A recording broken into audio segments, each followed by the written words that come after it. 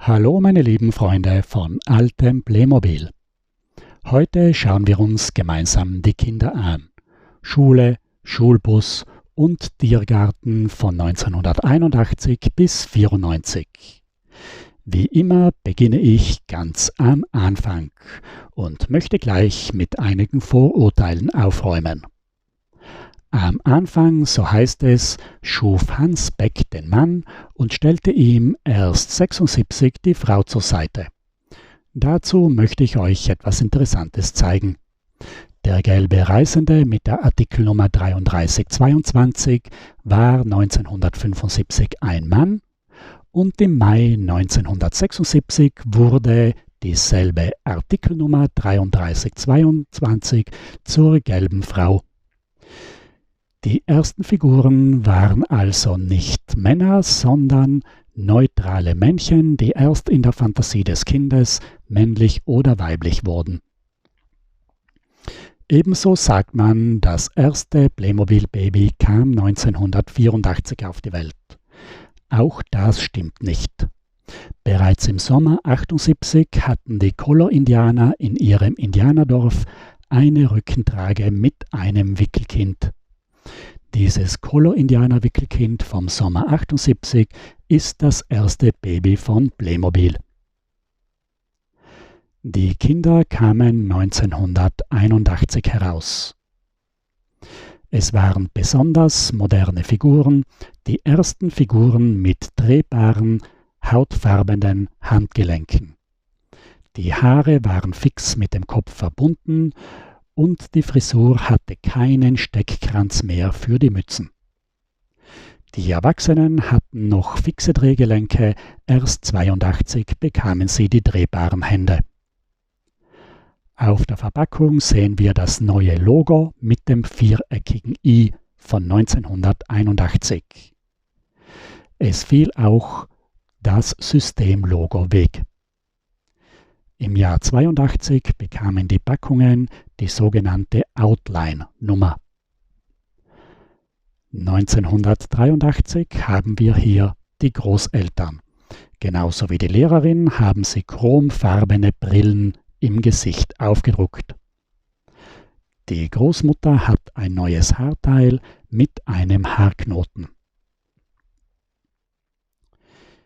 Hier sehen wir nun das Baby von 1984. Ein Set Familie mit Kinderwagen und ein Set Kinderzimmer mit Gitterbett und Gehschule. Die ersten Babys von 84 konnten nur liegen, waren hohl und hatten unten die Löcher, wo sie am Spritzwerkzeug aufgesetzt waren.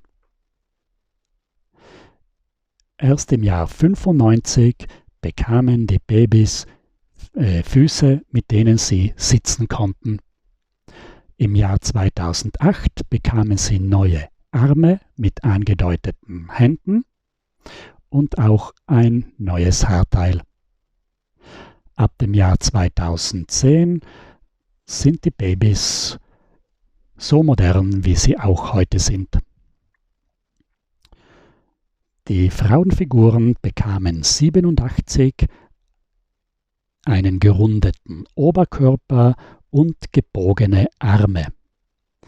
Die ersten Frauenfiguren mit gerundeten Oberkörper waren nur in den Western-Sets und in der Spielwelt 1900 enthalten. Es war die sogenannte Rosa-Serie mit den rosafarbenen Verpackungen ab dem Jahr 89. Ab dem Jahr 93 haben wir dann Verpackungen mit der sogenannten Color-Nummer. Hier sehen wir die Entwicklung der Kinder, die ab 1992 die ausgeformten Füße bekamen. Barfußschuhe, Stiefel, Rock, Steinzeit, kurze Hose, Meerjungfrau und hier ist der neue Methusalix. Die schwangeren Figuren gab es erstmalig 2012. Hier sehen wir eine typische neue moderne Familie. Kehren wir jetzt zurück ins Jahr 1981 und schauen uns die Sets an. Im Katalog von 81 war am Titelbild der Spielplatz mit den Kindern und die Eisenbahn. Im Katalog selbst hatten die Kinder keine einzige Seite, sondern wurden nur am Rand ganz kurz mit 4 Sets erwähnt. Das heißt, dass die Kinder erst knapp Ende 1981 herausgekommen sind. Neben der Frau mit dem Kinderwagen, die wir ja bereits gesehen haben, kamen 81 das Set mit dem Spielplatz heraus.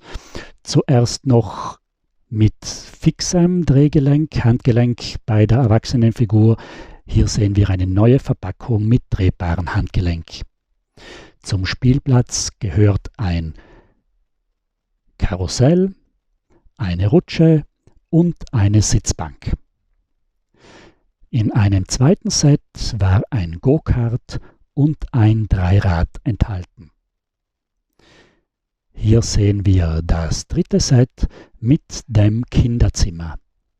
2 Regale, ein Schrank, 2 Betten, Tisch mit 4 Stühlen, eine Spieleisenbahn und ein Schaukelpferd waren enthalten. Dieses Set stammt noch aus meiner Kindheit. Im Schrank ist noch die Wäsche drinnen. Im Jahr 82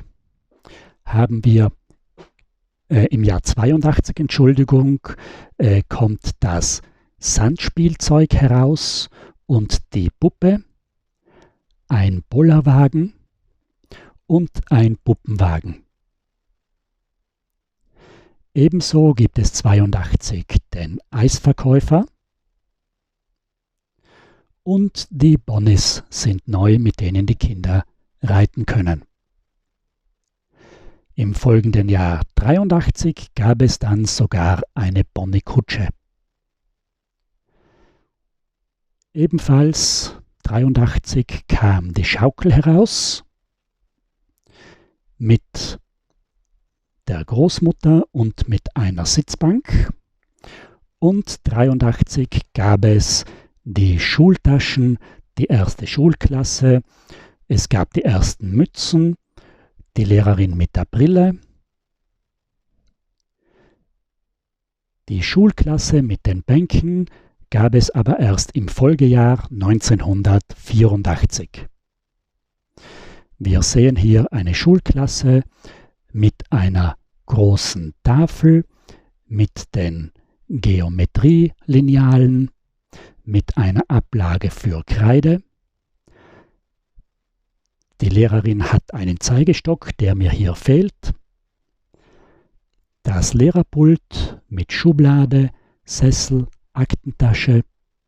4 Schulbänke mit 8 Stühlen. Auf der Seite kann man die Schultasche einhängen. 8 Kinder sind dabei. Und am Ständer hängt eine Landkarte von Europa und auf der Hinterseite sind Dinosaurier abgebildet.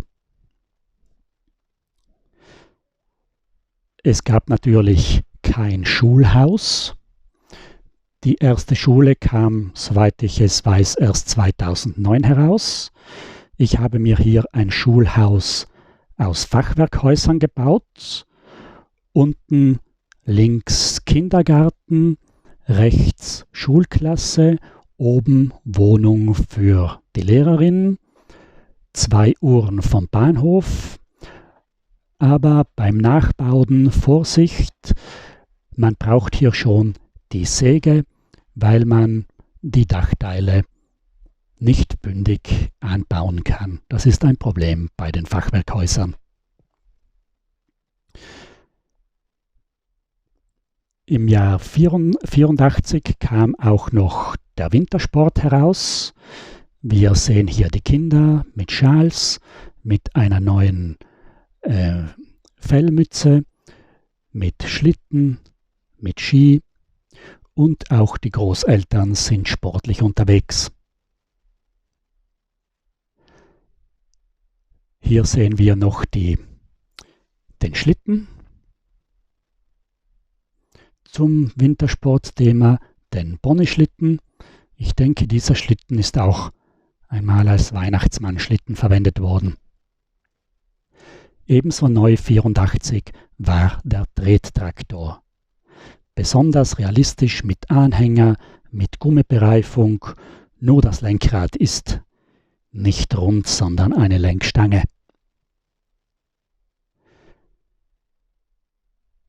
Jetzt schauen wir uns die Schulbusse an. Der erste Schulbus ist bereits im Jahr 1982 herausgekommen. Es waren 3 Figuren dabei, ein Fahrer und 2 Schülerlotsen, aber keine Kinder. Warum denn? Ja, die Kinder hätten Schultaschen gebraucht und 82 gab es noch keine Schultaschen. Wir haben hier die neuen Verkehrsampeln, 3 Verkehrszeichen. Die Schülerlotsen haben interessante Gürtel, die ich sonst eigentlich nirgends gesehen habe, und einen Querriemen. Der Schulbus ist der alte Kleinbus mit einem aufgesteckten Schild, und drinnen haben wir die Sitze für die Kinder. Es können gleichzeitig Erwachsene und Kinder sitzen. Der Schulbus kam im Jahr 1987 auch als US-Version heraus. Aber Achtung, dieser Schulbus ist nicht genau gleich gebaut. Von außen schaut er ganz gleich aus, aber innen ist das Unterteil anders. Die Fahrersitze haben Nackenstützen, die sonst eigentlich beim Bus nie waren. Und die Sitze sind anders. Wir haben hier die Sitze nach hinten. Da sind die Sitze alle nach vorne, und die Sitze haben keinen Haken zur Befestigung der Figur, sondern einen Haltegriff. Das heißt, der Schulbus in der US-Version ist außen gleich, aber mit anderer Innenausstattung. Die Verkehrsampeln sind gelb, die Verkehrszeichen sind amerikanisch. Es ist nur ein Schülerlotse dabei und 4 Schulkinder mit bunten Schultaschen. Weitere Schulbusse hat es dann in US-Ausführung gegeben. Diese sind aus den USA schwer zu bestellen, weil Zoll und Versand sehr teuer sind. Aber diesen Schulbus hat es auch bei uns in einzelnen Supermärkten gegeben. Und diesen neuen US-Schulbus, den gibt es ja im Standardsortiment. Ein besonders schöner, realistischer Schulbus. Hier können wir noch schauen, wie die Blinklichter funktionieren. Ich habe hier noch einen Schulbus. Das ist der Reisebus von 2003.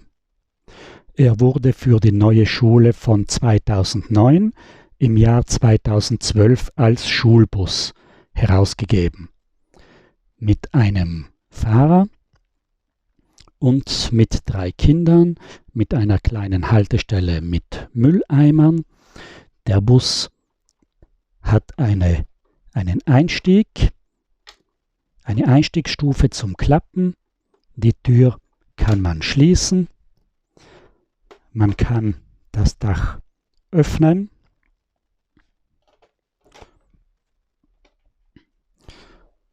Hinten kann auch das Heck geöffnet werden.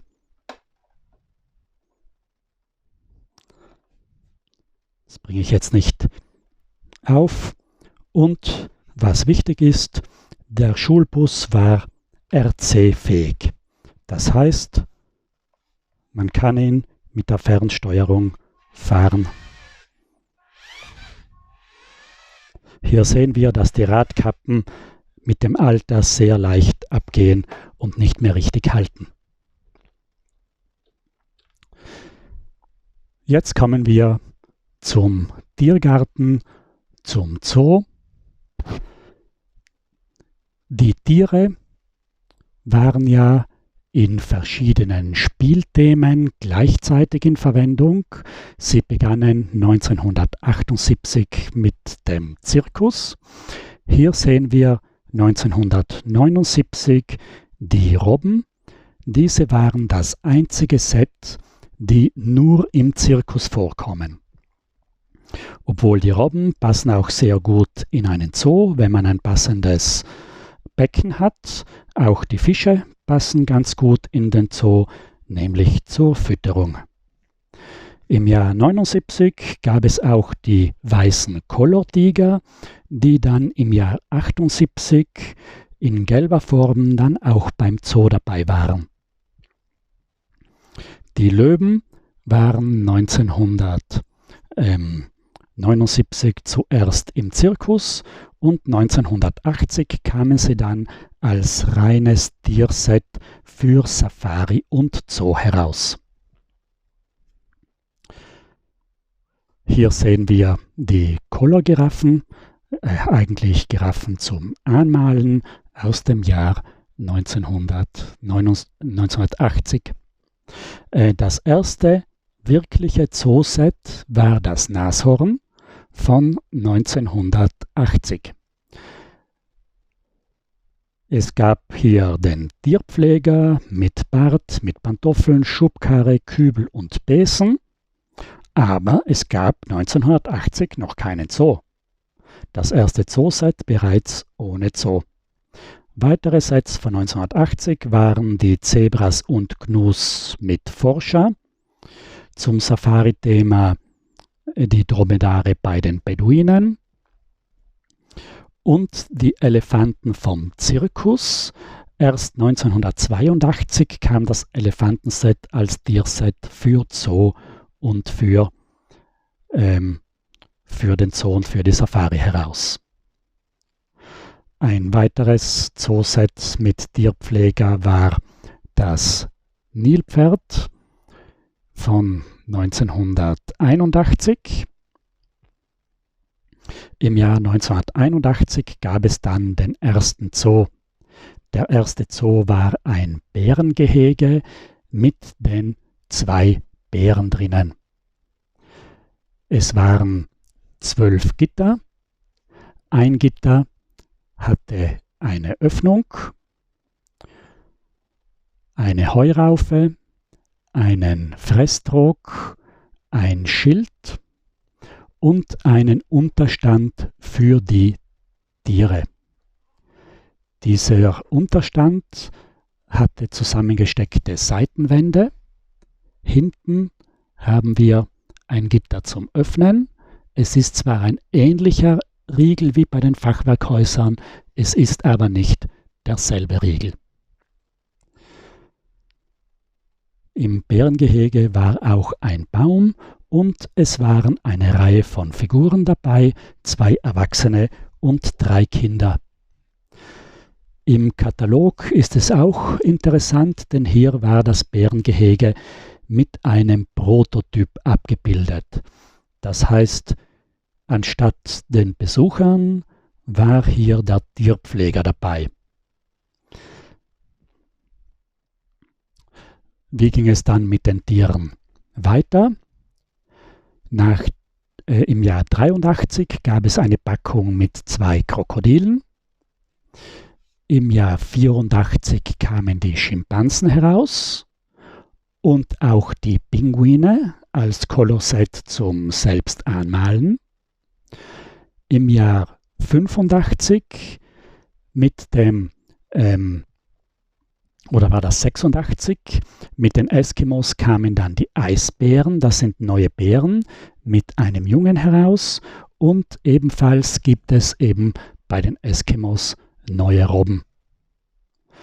Ebenso nennen könnte man Das Bison von 1988, das war bei den Indianern, und dann kamen ab 93 die neuen Waldtiere heraus, Wildschwein, Rehe und so weiter.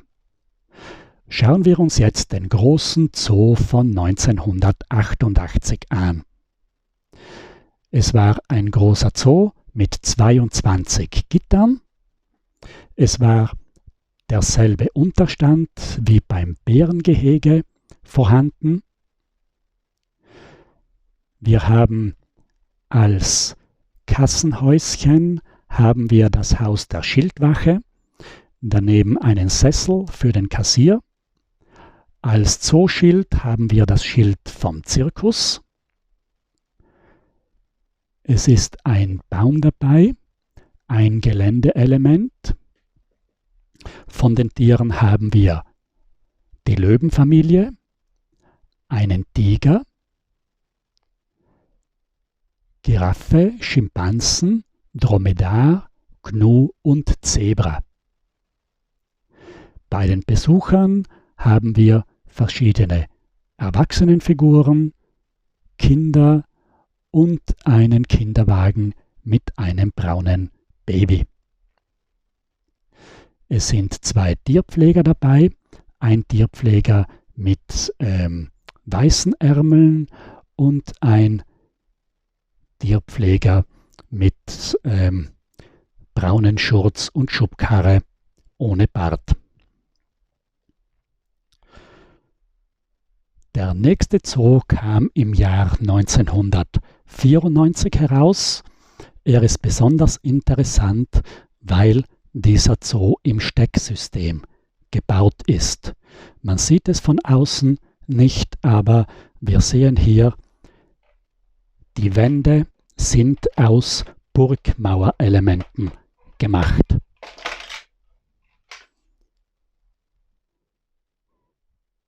Wir sehen hier einzigartige weiß gesprenkelte Burgmauerelemente, dunkelbraune Verbinder und an den Verbindern Halter für die Gitter. Es ist auch ein großes blaues Fachwerkelement mit transparenten Schiebetüren für das Tigergehege.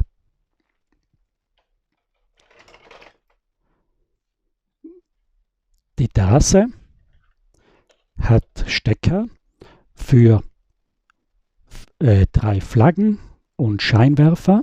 Es ist hier ein sehr schöner Stiegenaufgang. Wir haben sehr viel Zubehör, ein Regal, eine Tierwaage, Geräte, Kannen, Töpfe, Nuckelflasche, Teller mit Löffel für die Fütterung. Die Gitterelemente schauen gleich aus wie beim alten Zoo von 1981, aber sie sind nicht mehr kompatibel. Die neuen Elemente sind viel dicker als die alten und sie sind passen nicht mehr zusammen. Von den Tieren haben wir Zebra, Giraffe, Tigerfamilie und Elefant mit einem Jungen. Hier sehen wir das Kassenhäuschen und am Gitter sind überall Blumentöpfe eingesteckt. Es sind 3 Erwachsenenfiguren und 3 Kinder dabei, aber diese Figuren passen hier nicht dazu. Hier bietet der Hotdog-Verkäufer seine Würstchen an. Er stammt aus dem Jahr 1996. Er wurde sicher verschiedene Male neu aufgelegt. Mir ist nur der Hotdog-Verkäufer von den Ghostbusters in Erinnerung mit dem Slimer.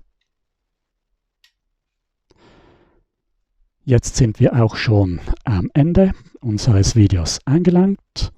Ich bedanke mich, dass ihr zugesehen habt, wünsche euch ein schönes Wochenende und würde mich freuen, wenn wir uns das nächste Mal wiedersehen. Da werde ich euch dann endlich den Motorsport zeigen mit der Tankstelle und dem Filmteam, den ich euch schon für heute angekündigt habe. Vielen Dank und auf Wiedersehen.